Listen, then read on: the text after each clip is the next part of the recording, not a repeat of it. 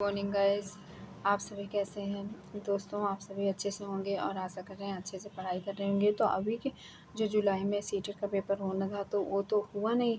तो आने वाले दिसंबर या जनवरी में जो एग्ज़ाम होंगे उसके लिए हम प्रिपरेशन करेंगे, ठीक है, साथ में। तो आज की ये हमारी न्यू वीडियो है सीटेट के लिए, ठीक है। इसमें आपको क्वेश्चन ये सॉल्व करवाए जाएंगे इस बुक से, ठीक है। बायलैंग्वेज ये बुक है, ठीक है, और बहुत ही अच्छी बुक है, ठीक है। तो चलिए आज सॉल्व करते हैं। सबसे पहले हम इस सेक्शन में हिंदी, संस्कृत और सीडीपी तीनों को कवर करेंगे, ठीक है। जब वो ये तीनों कवर हो जाएगा फिर उसके बाद हम मैथ और साइंस और इन्वायरमेंटल स्टडी ये तीनों फिर कर लेंगे, ठीक है। ठीक, तो आप पूरे वीडियो देखिएगा, आपको बहुत ही समझ हेल्पफुल होगा, ठीक है। Okay, thank you. आइए चलिए करते हैं। ये सेक्शन फर्स्ट है, ठीक है। 16 दिसंबर 2021 का सॉल्व पेपर है, ठीक है। चाइल्ड डेवलपमेंट एंड पेडागोजी, इसे हम सीडीपी बोलते हैं, बाल विकास एवं शिक्षा शास्त्र। ये हमारी यूपी टेट, सी टेट, ठीक है, सुपर टेट, फिर उसके बाद क्या है यस टेट, ठीक है।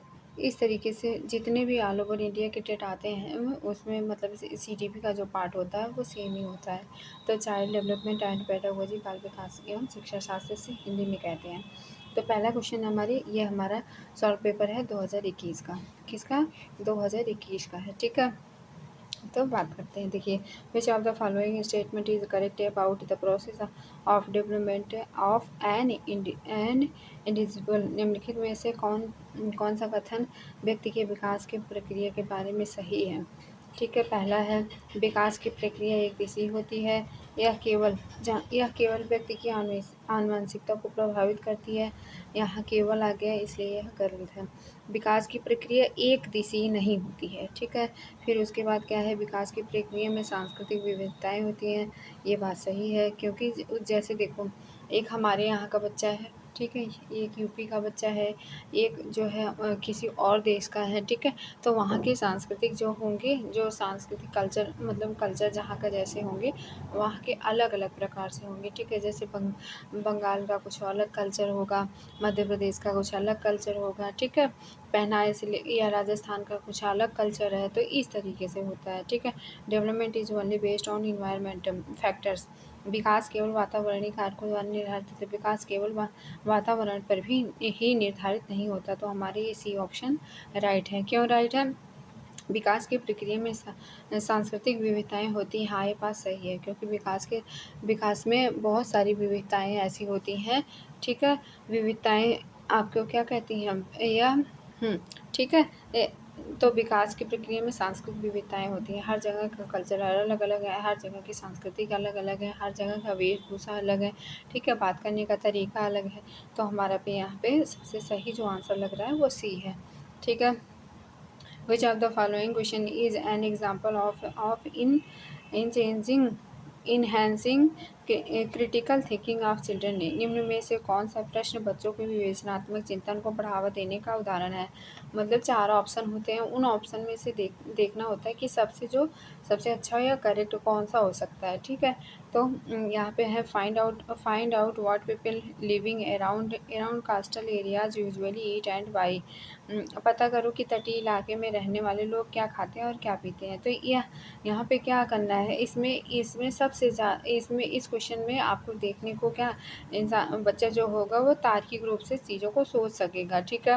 मतलब वो माइंड पे अपने प्रेशर डालेगा कि क्या खाते होंगे, क्या पीते होंगे और कैसे रहते होंगे, ठीक है। तटीय इलाकों के लोग कैसे होंगे, ठीक है। अब ये भारत के 10 राज्यों के नाम, name of the seat of India, seats of India, Bharat के 10 राज्यों के नाम बताइए। इसमें तो रटा क्वेश्चन रहेगा और उसका वो आंसर दे देगा, ठीक है। राइट टेबल 2 to 10 ये भी हमारा क्या है, रटन प्रणाली है। और memorize and recite the given poem, दी गई कविता का सुस्मरण करके वाचन करो। ये सुस्मरण मतलब क्या है, रटना है, ठीक है। तो हमारी शिक्षा प्रणाली रटने पर जोर नहीं देती है। तो हमारा फर्स्ट ऑप्शन क्या होगा, करेक्ट होगा, ठीक है। इसके बाद a stage theory of development especially emphasis which of the following principles। विकास का चरणीय सिद्धांत निम्नलिखित नियमों में से किस पर स्पष्ट रूप से जोर देता है? continuity of development, discontinuity of development, culture factor and influence development, environmental factors in development। ठीक है, क्या कह रहा है? विकास के चरणीय सिद्धांत निम्नलिखित नियमों में से किस पर स्पष्ट रूप पर जोर देता है? ठीक है, तो क्या विकास की अनिरंतरता पर जोर देता है। विकास की किस पर? अनिरंतरता पर जोर देता है। ठीक है, अब क्वेश्चन आता है निम्न में से कौन से कारकों द्वारा विद्यालयों में बच्चों का अधिगम से जुड़ाव प्रभावित होता है। अब इन ये चार दिए हैं, तो इसमें सबसे ज़्यादा किसमें प्रभावित करेगा? हाँ, सोशलाइजेशन ऑफ द फैमिली, पारिवारिक समाजीकरण, हाँ ये तो देगा। ठीक है, फिर पीयर रिलेशन समकक्षी संबंधों, ये भी सही है। कल्चर वैल्यूज, सांस्कृतिक मूल्य, ये भी सही है। Self esteem of the children, बच्चों का आत्मसम्मान यहाँ काम नहीं करेगा, यहाँ पे सिर्फ फर्स्ट, सेकेंड और थर्ड, तो इसलिए हमारा यहाँ पे ये भी सही है। Self esteem of the children, बच्चों का आत्मसम्मान भी कार्य करता है। ठीक है, जैसे बच्चे बहुत ज़्यादा अगर पढ़ने में मतलब अच्छे हैं, लेकिन उनके अंदर आत्मसम्मान की कमी है, वो बात नहीं कर सकते हैं, वो किसी के सामने अपनी बात को रख नहीं पा रहे हैं, तो उनके अंदर क्या आत्मसम्मान की कमी है। ठीक है, तो आत्मसम्मान होना भी ज़रूरी होता है, तो इसलिए हमारा right answer first, second, third and fourth मतलब सी आंसर सही है। ठीक, अब बात आती है जीन पियाजे की। ठीक है, अकॉर्डिंग टू जीन पियाजे, children in preoperational stage of development are able to. Jean पियाजे के अनुसार पूर्व संक्रियात्मक चरण में बच्चे निम्न में से क्या कर पाते हैं? प्रतिलोमिक चिंतन कर पाते हैं, कि प्रतीकात्मक चिंतन खेल कर पाते हैं, कि अनुक्रमित वर्गीकरण की संरक्षण कर पाते हैं। लेकिन जो पूर्व संक्रियात्मक चरण के बच्चे होते हैं वो प्रतीकात्मक खेल कर पाते हैं। वो कैसा खेल कर पाते हैं? प्रतीकात्मक खेल कर पाते हैं। ठीक है, ये यंग चाइल्ड कैन, हाँ इसको देखते हैं। एक छोटी बालिका प्रतीकात्मक खेल कर पाती है, वह पर अभी दूसरे व्यक्ति की दृष्टिकोण नहीं समझ पाती है, और वह अपनी पकड़ के बाहर की घटनाओं की वजह से आसानी से परेशान हो जाती है। जीन पियाजे के द्वारा सुझाए गए चरणों में कौन सा चरण इस बालिका के वर्तमान स्तर पर अंकित करता है? संवेदी कामक तो है नहीं, 0 से 2 वर्ष का होता है। ठीक है, प्री ऑपरेशनल क्या होता है? पूर्व संक्रियात्मक। ठीक है, ये सही है। कंक्रीट ऑपरेशन मतलब मूर्त संक्रियात्मक, वो मूर्त चीज़ों को समझने लगता है। ठीक है, फॉर्मल ऑपरेशन औपचारिक संचालन, ये बात की स्टेजें होती हैं। तो ये हमारा प्री ऑपरेशनल में क्या होता है कि बच्चे के मतलब ये सारी चीज़ें जो क्वेश्चन के अकॉर्डिंग दिया गया है उसमें सम्मिलित होती हैं। ठीक है, जैसे देखो संवेदी कामक अवस्था कितने 0 से 2 वर्ष की अवस्था होती है। पूर्व संक्रियात्मक अवस्था 2 से 7 वर्ष होती है। मूर्त संक्रियात्मक अवस्था 7 से 11 वर्ष की होती है। ठीक है, औपचारिक संक्रियात्मक अवस्था 11 से 15 वर्ष की होती है। तो इस अवस्था में क्या होता है? एक छोटी बालिका प्रतीकात्मक खेल कर पाती है और अभी दूसरे व्यक्ति का दृष्टिकोण नहीं समझ पाती है, वह अपनी पकड़ से बाहर की घटनाओं की वजह से आसानी से परेशान हो जाती है। जीन पियाजे द्वारा सुझाव के पूर्व संक्रियात्मक चरण इस अवस्था में क्या होता है? पूर्व संक्रियात्मक अवस्था होती है। ठीक है, the Kohlberg's model of moral development has which of the following characteristics, निम्न में से कौन सा अभिलक्षण कोहल वर्ग के नैतिक विकास मॉडल में सम्मिलित है? Stages of moral development are universal in nature, नैतिक विकास के चरणों के स्वरूप में सार्वभौमिक होता है, ये राइट आंसर होगा। ठीक है, कैसे? चलिए देखते हैं। There is continuity is development of moral thinking, नैतिक चिंतन के विकास में निरंतरता होगी नहीं। ठीक है, नैतिक विकास का क्रमिक प्रक्रिया नहीं है, यह संपूर्ण रूप से वातावरणीय कारकों पर, यह भी गलत है। नैतिक विकास मुख्यतः सांस्कृतिक मूल्यों पर निर्भर करता नहीं, ये भी गलत है। ठीक है, नैतिक विकास किस पर नैतिक सार्वभौमिक रूप से होता है। ठीक है, पर्यावरण और सामाजिक दोनों। ठीक है, According to Lev Vygotsky, the zone of proximal development should be used for। लेव वाइगोस्की के अनुसार निम्न में से किसके लिए समीपस्थ विकास क्षेत्र का इस्तेमाल करना चाहिए? अध्यापन और मूल्यांकन का केवल अध्यापन का गलत है, केवल मूल्यांकन का ये भी गलत है। एसर्टिंग फ्लूइड इंटेलिजेंस प्रवाही बौद्धिकता की पहचान ये भी गलत है। ठीक है, जहाँ पे केवल केवल शब्द आए वो हमारा क्या निगेटिव सेंस को प्रदर्शित करता है, तो ये निगेटिव सेंस में जब आए तो सही समझा जाता है। ठीक है, और टीचिंग एंड असेसमेंट अध्यापक और मूल्यांकन दोनों ज़रूरी हैं, तो ये कि लेव वाइगोस्की के अनुसार ठीक है समीपस्थ विकास का इसमें इस्तेमाल होगा। एक विशिष्ट संप्रत्यय को पढ़ाने हेतु एक अध्यापिका बच्चे को आधा हल किया हुआ उदाहरण देती है। ले वाइगोस्की के अनुसार अध्यापिका किस रणनीति का इस्तेमाल कर रही है। ठीक है, अवलोकनात्मक अधिगम नहीं, द्वंद्वात्मक अधिगम नहीं, अनुकूलन नहीं, पाण स्कैफोल्डिंग का इस्तेमाल कर रही है। ठीक है, टेढ़ी मेढ़ी तिरछी मिर्ची लाइनें जो होती है वो हमारी क्या होती हैं, स्कैफोल्डिंग या पाण या मचाड़ कहते हैं इसको। ठीक है, अब क्वेश्चन नंबर 10। ठीक है, the classroom environment of progressive child classroom will not have which of the following attitudes. निम्नलिखित में से कौन सी अभिवृत्ति एक प्रगतिशील कक्षी माहौल के अनुसार है। In involvement of children in decision making निर्णय निर्धारण में बच्चों की सहभागिता, भय मुक्त अधिगम वातावरण की संरचना, ये और क्या, ये विद्यार्थियों की व्यक्तिगत विभिन्नताओं का ध्यान रखना, अध्यापक द्वारा बाह्य अनुशासन कायम रखना, ये आपका क्या है, गलत है।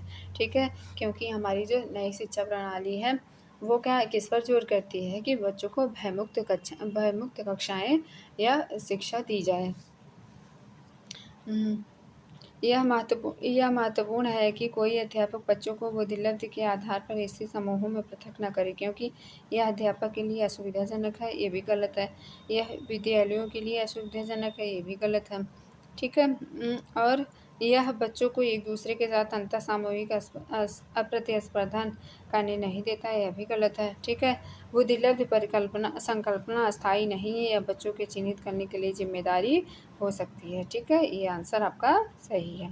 According to Howard Gardner theory, it is important to have a variety of teaching modes strategies within a classroom because Howard Gardner के अनुसार हावर्ड गार्डनर सिद्धांत के अनुसार एक कक्षा में तरह तरह की अध्यापन रणनीतियों का इस्तेमाल होना जरूरी है, क्योंकि हावर्ड गार्डनर क्या थे, यह बौद्धिकता के निष्पादन के मददगार है, यह सामान्य बौद्धिकता को बढ़ाने में मददगार है, यह तारक विद्यार्थी बनाने में मददगार है, यह व्यवहारिक बौद्धिकता को बढ़ाने में मददगार नहीं, यह बहुबौद्धिक निष्पादित करने में क्या है, सहायता करता है। ठीक है, 1.5 से 2 मतलब 1.5 से 2.5 साल की उम्र में बच्चों के अक्सर 2 शब्द बोलते हैं, तो उच्चारणों को क्या कहा जाता है, उच्चारणों को कहा जाता है तार प्रेषित वाचन। क्या कहा जाता है, तार प्रेषित वाचन। ठीक, तार प्रेषित क्या कहा जाता है, वाचन कहा जाता है। ठीक है, फिर उसके बाद एक क्वेश्चन हमारा, men generally think with their heads and women with their hearts. This statement reflects पुरुष सामान्यतः दिमाग से सोचते हैं और महिलाएं अपने हृदय से सोचती हैं। यह कथन क्या है, रूढ़वादी है। ठीक है, तो जेंडर स्टीरियोटाइप्स है, लैंगिक क्या है, रूढ़िवाद है। ठीक है, एक प्रगतिशील कक्षा में निम्न में से कौन सी मूल्यांकन विधि का इस्तेमाल नहीं होता है, इसको देखते हैं।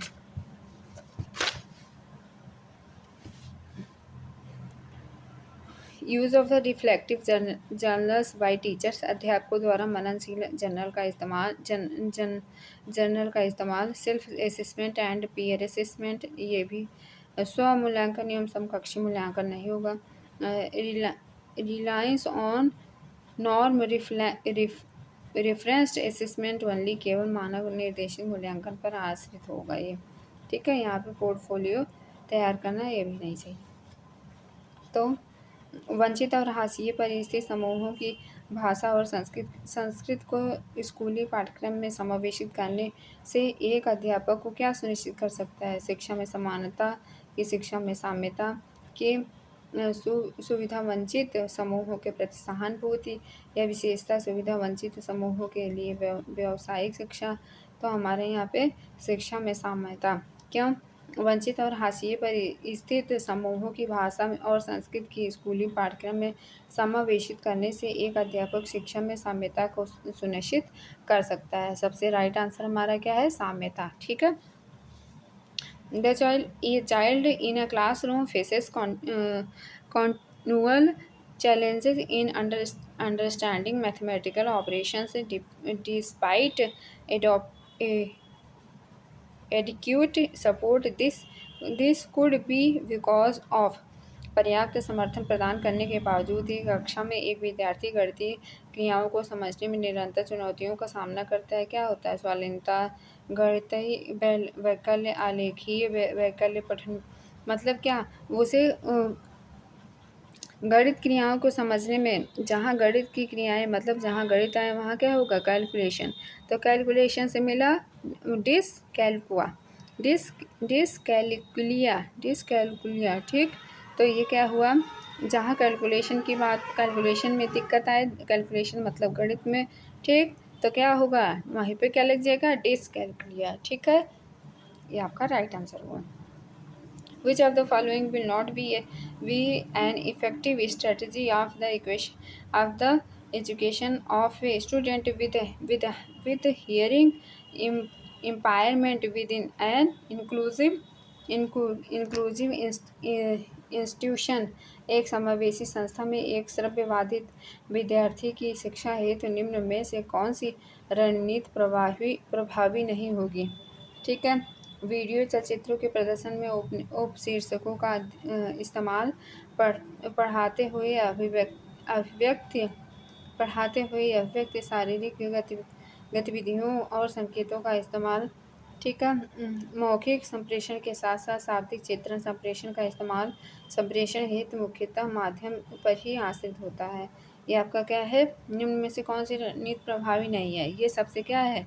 सबसे खराब रणनीति है। ठीक है, कि संप्रेषण हेतु मुख्यतः मौखिक माध्यम पर ही आश्रित रहता है। ये गलत बात है। निम्नलिखित में से किस कक्षाई प्रक्रिया का विश्लेषण किसी अध्यापक से वंचित समूहों के प्रति गढ़ित गूढ़ पूर्वाग्रहों को उजागर कर सकता है? क्या लिंग, जाति एवं आर्थिक श्रेणी के आधार पर निर्धारित आसन व्यवस्था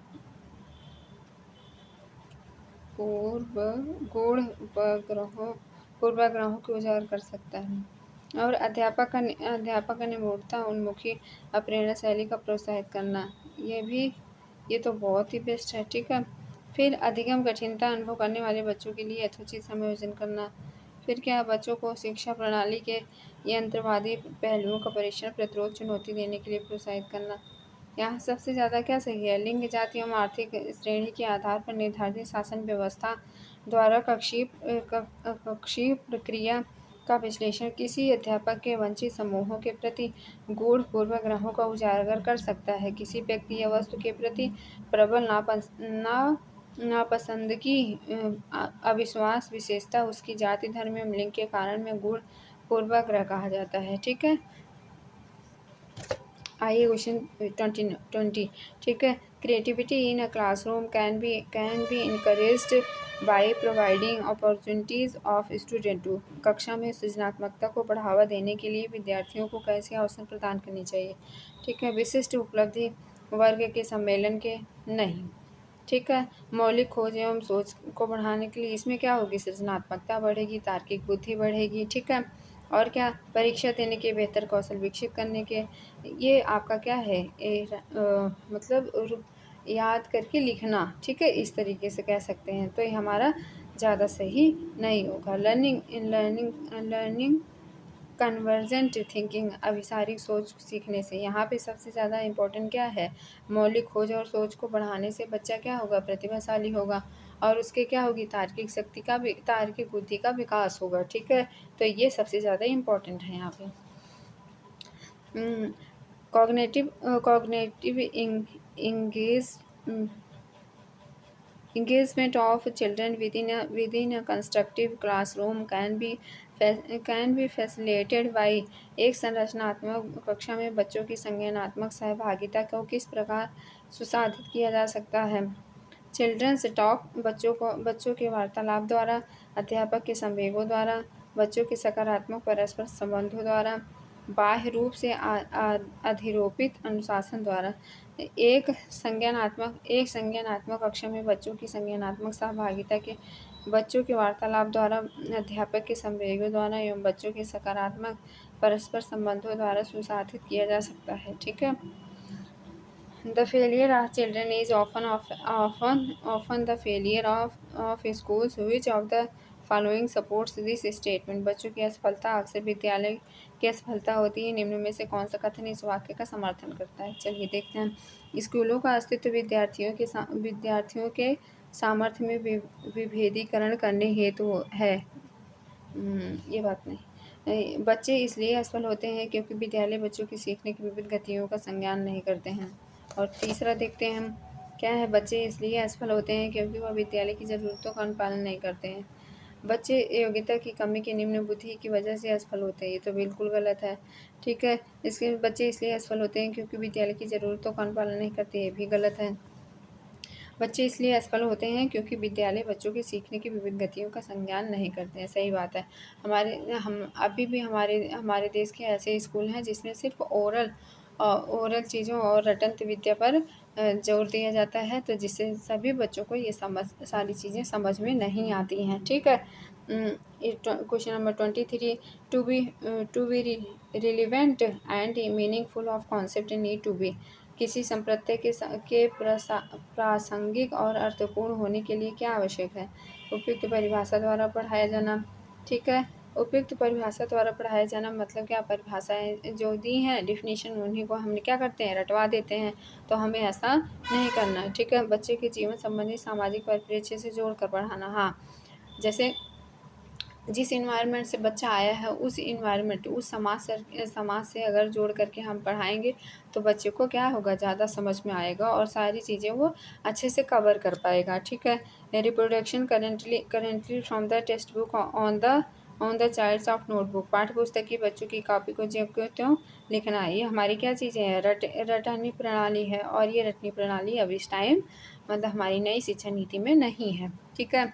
Memorized will so that a student can take part in composition। अच्छे से रट लेना ताकि विद्यार्थी प्रतियोगिताओं में हिस्सा ले पाए। ये भी क्या है? रटन प्रणाली है। तो ठीक है। अभी ये भी हमारी नई शिक्षा नीति के तहत नहीं आता है। ठीक है। जो भी रटने वाली प्रणाली होती है, जो भी चीज़ें रटने की होती हैं, वो एक तरीके से थोड़े दिन बाद ही क्या होती हैं? बोरिंग फील होने लगती है। और जो बच्चे अगर समझ के पढ़ते हैं या सामाजिक स्तर पर उनको समझाया जाता है, ठीक है, तो वो सारी चीज़ें और ही अच्छे से कवर की जाती हैं। ठीक है। The fear of failure needs to be discouraged in children within a classroom because एक कक्षा में बच्चों की असफलता के भय को दूर करने की क्या ज़रूरी है? चलिए देखते हैं। फर्स्ट ऑप्शन क्या है? एक कक्षा में अध्यापक बच्चों के भय को संभाल नहीं सकता। ये बिल्कुल गलत बात है। ठीक है।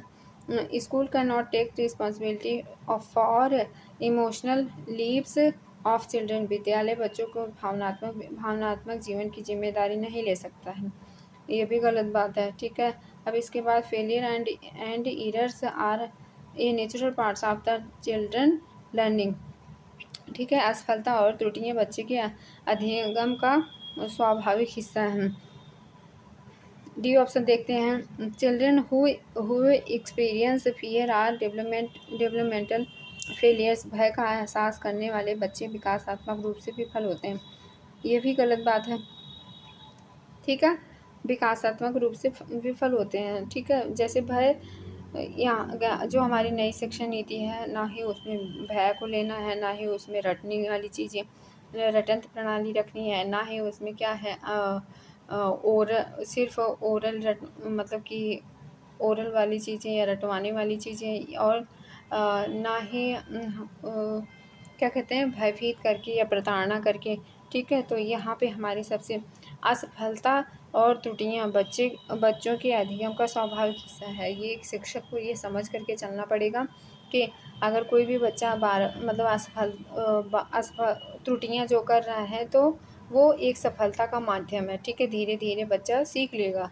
ठीक है। जैसे कभी बच्चे जब स्टैंडर्ड लेवल में स्टार्टिंग में बच्चे जाते हैं, तो उनसे स्टैंडिंग लाइन या मतलब ऐसी लाइनें नहीं बनती हैं, ठीक है। लेकिन धीरे धीरे त्रुटि करते करते, गलती करते करते वो सारी चीज़ें क्या करते हैं, सीख लेते हैं, ठीक है। क्वेश्चन नंबर हमारा कौन सा है अब? 25। अक्सर यह तर्क दिया जाता है कि पुरस्कार देना अधिगमकर्ताओं को प्रेरित करने का उत्तम तरीका नहीं है। क्यों?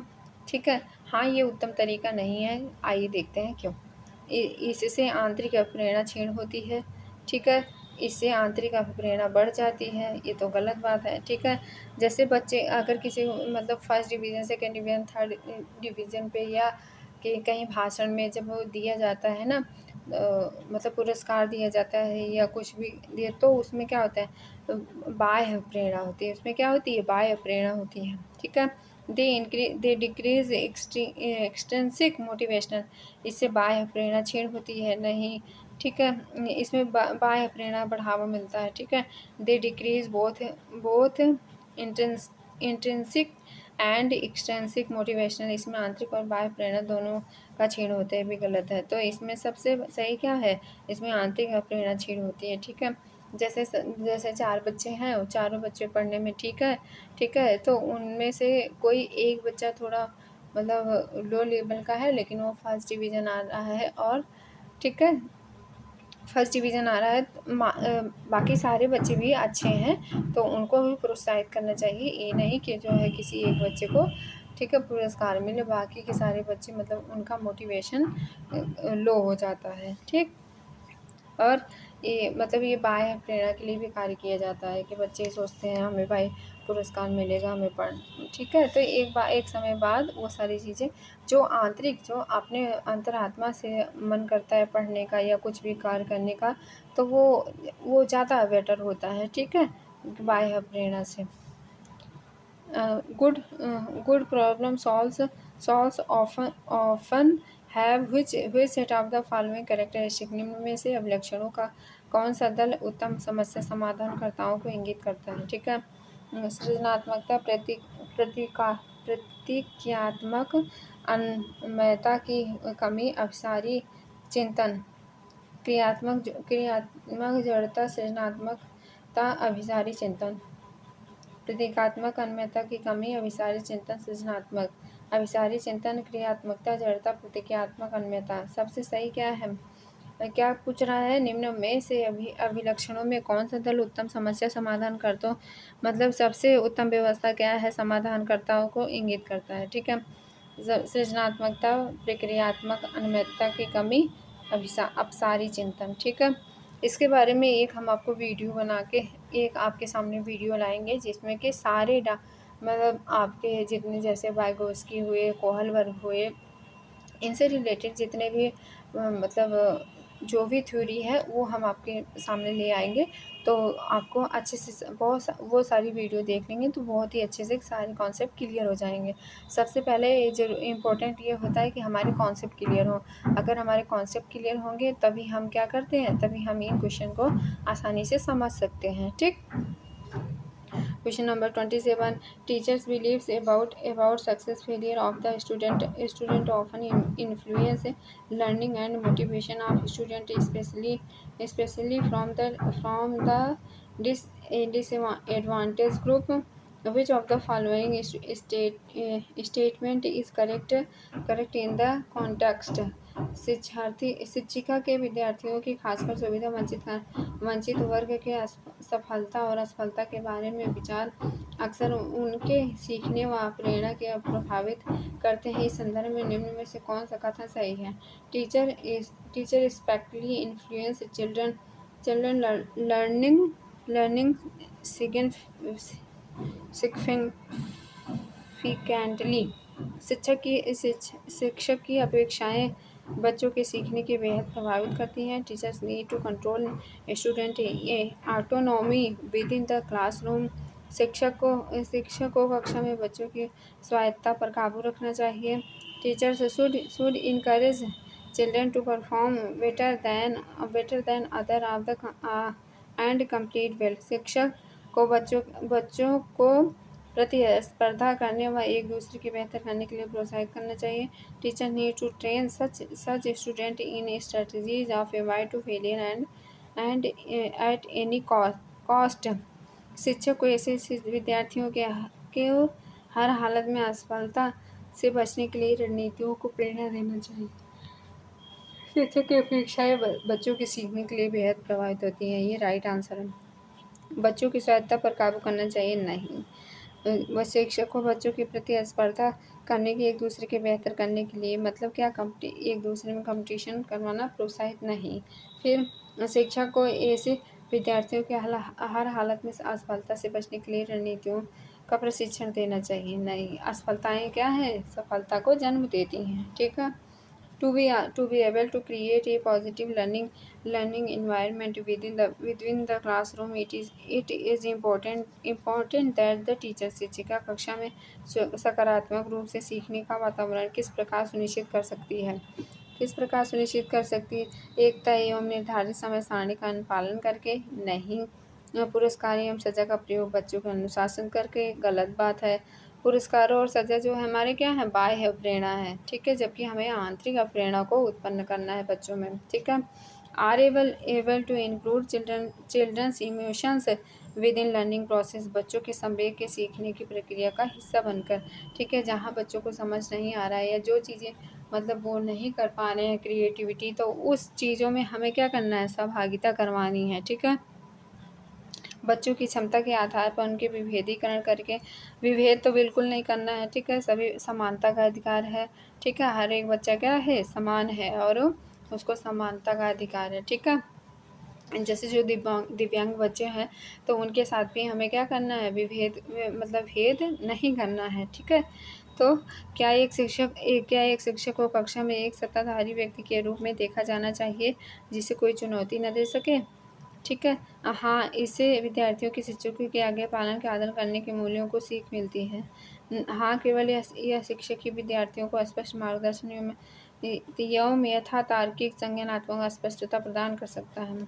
न ही विद्यार्थियों के ऐसे शिक्षकों को प्रश्न हिचकते हैं जिन्हें सांप्रदायिक स्पष्टता में कमी रह जाती है। नहीं, आज के तकनीक युग में शिक्षक विद्यार्थियों की अध्ययन प्रक्रिया में अप्रशंसा, ये क्या है, ये तो गलत ही पहले ही। और क्या कह रहे हैं, क्या एक शिक्षक को कक्षा में सत्ताधारी व्यक्ति के रूप में देखा जाना चाहिए जिसे कोई चुनौती न दे सके, नहीं।